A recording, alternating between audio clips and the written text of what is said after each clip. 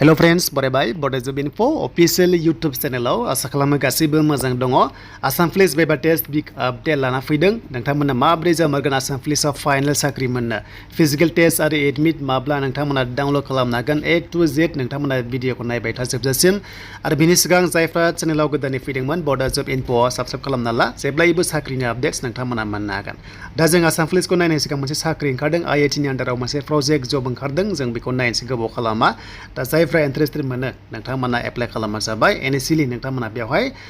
1 month बेयाव engage जानानै थानो हागोन आरो समजों लोगोसे बारायनोबो हागौ दा मोनसे IIT नि आन्डाराव मोनसे प्रजेक्ट फैदों अफिस एसिस्टेन्ट पोस्टआव नोंथांमोना 7 भेकेन्सि 20,000 पर month इनिशियली 1 month होदों नाथाय समजों लोगोसे बारायनोबो हागौ सो बेयाव एप्लाइ खालामबा बिकम खालामनांगोन एबा पोस्ट ग्रेजुएट इन कमार्सआव खालामनाय जानांगोन बेनिफ्राय 1 year एक्सपिरियेन्स इन फाइनेन्सआव थानाय जानांगोन एकाउन्ट्सआव कम्पिउटार प्रोफिशिएन्सि एबा नोंथांमोना रोंनाय जानांगोन टेलिबो सो बेखौ बुंदों एन्ड बेनिफ्राय जायफ्रा इन्टारेस्टेड दङ नोंथांमोना खालामनोबा लिंकआ दङ डिसक्रिप्शनाव गुगोल नोंथांमोना फर्मावसो बेखौहाय साबमिट खालामनांगोन बेखायनो नैबे लिंक दङ बे लिंकआ डिसक्रिप्शनाव दङ नोंथांमोना चेक खालामनानै एप्लाइखौ खालामनो हागोन देन जों दानिया थांसै भिडिअ गोबाव खालामा आसाम पुलिसाव मानोना आसाम पुलिस फिजिकल टेस्टआ जुलाइआव जागोन बेखायनो नोंथांमोना रेडि जादो मानोना नोंथांमोना फिजिकल टेस्ट पास जानाय लोगो लोगोनो नोंथांमोननिया मा एग्जाम जागोन बेनिफ्राय भाइभा टेस्ट दा एग्जामाव 100टा कुइसन फैगोन 50 मार्क्सनि एग्जाम क्लास 9 10 लेभेलनि कुइसन दानगोन बारा गोरा नङा आरो बेयाव नेगेटिभ गैया दा सिलेबासआ फार्स्टआवनो मेथ्स दङ ओके एन्ड बेनिफ्राय इंलिश दङ लजिकेल रिजनिं दङ बेनिफ्राय मेन्टेल एबिलिटि आसाम हिस्टरि नायथारनांगोन जिअग्राफि नायनांगोन इन्डियान पलिटिक्सनि सायावबो नायनांगोन आसामनिबो सायाव इकनमिक्सनि सायावबो नायनांगोन जेनेरेल एवारनेस दङ जिके दङ आरो कारेन्ट एफेयार्स दङ एग्जामा गोसोबादि लेंगुवेज गासै मोनब्रै दङ एसामिस बड' बेंगलि इंलिश जेराव कम्फर्टेबल बेयावनो नायनानै लिरनो हागोन आरो जायफ्रा UB पोस्ट एप्लाइ खालामदों जायफ्रा पार्सेन्ट दङ एकाडेमिक मार्क्स दङ नम्बर 5 दङ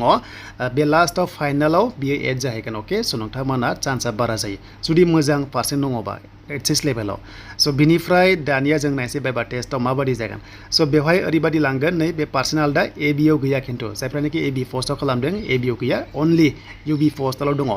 दा भाइभा टेस्टआव बोरै लांगोन नै एग्जाम फार्स्ट जाबाय नोंथांमोनखौ फार्स्टआव हमना ला फिजिकेल फार्स्ट जाबाय एन्ड बेनिफ्राय एग्जाम फार्स्ट जाबाय बेनिफ्राय मोनसे काट अफ लाबावनानै नोंथांमोनखौहाय भाइभा टेस्टआव लांगोन बेनो जाबाय 1:2 बेवहाय होनाय दङ गाइडलाइन्सनि मथेब्ला नाथाय समजों लोगोसे लांजोबाथ' मोजां नाथाय बेवहाय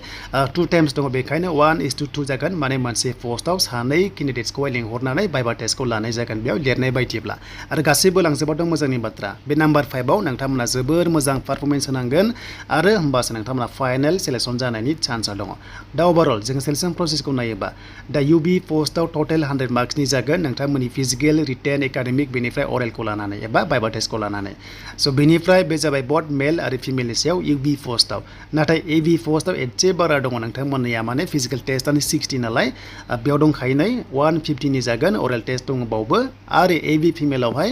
गाहायाव नायोबा नोंथांमोननिया 95 मार्क्सनि बेयाव जागोन स' बेखायनो गोसो होदो अरेल टेस्टआव थांनो थाखाय नोंथांमोना फिजिकेल आरो एग्जामखौ मोजां होनांगोन होमबासो अरेल टेस्टआव नोंथांमोनखौ लांगोन स' बेनिफ्राय हमना ला जास्ट एनालाइज खालामबाय काट अफ होनोबा जास्ट बेयो नर्मेलि काट अफ 33 बेनिफ्राय ओरैहाय 53 जास्ट बेखौ लाथ'दों बिनि खमबो थांनो हागौ बाराबो थांनो हागौ बेखौ बुंनो हाथ'वा जेब्ला फिजिकेल टेस्ट जागोन अब्लासो कम्पेयार खालामगोन दा 1:2 आव थांनो थाखाय नोंथांमोना मेनलि फिजिकेल टेस्ट एग्जामखौ मोजां होथारनांगोन होमबासो भाइभा टेस्टआव थांनो हागोन बेबायदि गाइडलाइन्स मथेबा दा बेनोमोन आसाम पुलिसनिया नोंथांमोननि एडमिटआ जुननि लास्ट उइकआव मोननायनि चान्सआ दङ जुदि जुलाइआव रिलिया जामारोबा स' बेखायनो जायफ्रा प्रेक्टिस खालामाखै एकदम मोजां खालामदो फिजिकेल टेस्टनि थाखाय मेनलि नोंथांमोना मा खालामनांगोन लं जाम्पआ एक्सेलेन्ट लाथारनांगोन 20 बेनिफ्राय फिजिकेल एबा रानिंआव जेसेबां हाय खारदो बेनिफ्राय टाइमिंजों गोरोबहोनानै नोंथांमोना साख्रि लानायनि लामायाव थांदो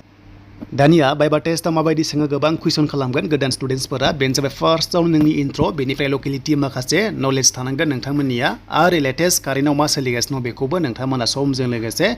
रोंनाय जानांगोन होमबासो नोंथांमोना क्वालिफाइड जानायनि चान्सेसा दङ दा बेनोमोन आसाम पुलिसनि भाइभा टेस्टनि सायाव आपडेट एन्ड नेक्स्टआव गोदान आपडेट फैगोन नोंथांमोननि इन्डियान आर्मि SSC बेनिफ्राय गुबुन गुबुन जबनि सायाव नोंथांमोना आपडेट मोननो हागोन